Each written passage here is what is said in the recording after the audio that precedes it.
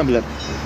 Hə, niyə göndərir? Məştaqada dedim ki, mən bıraxın çıxım gedim, ürəyim partlayır darxı. Hər yer rəşotqadır, nə qədər ürəyim partlayır. Sigaretimi əlimdən alıb 4 saatdan bir mənə bir sigaret verir. Mən 4 saata 2 paçka sigaret çəkirəm burada. Dedim mən bıraxın gedim. Dedi biraz sən şey deyir, mal bazarı görür biraz sən. Mən hara bıraxıram sən? Sən yüyün gəlib sən bura izahat yazmalıdır. Ərzə yazmalıdır, ərzə ilə sən çıxartmalıdır. Onda qardaşım tələb edir, balaca qardaşım tələb edir.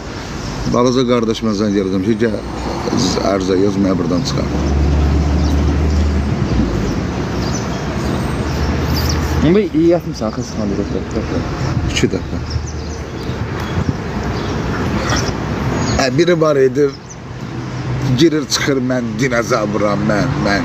Orada xəstəxanada. Dinozavram. Mən əjdahıyam, mən dinozavr. Dedim, sən bir də desin, dinozavr qoymursan yatmağa, bir də desin, mən dinozavram, sən pəncərədən turlayacam yerə.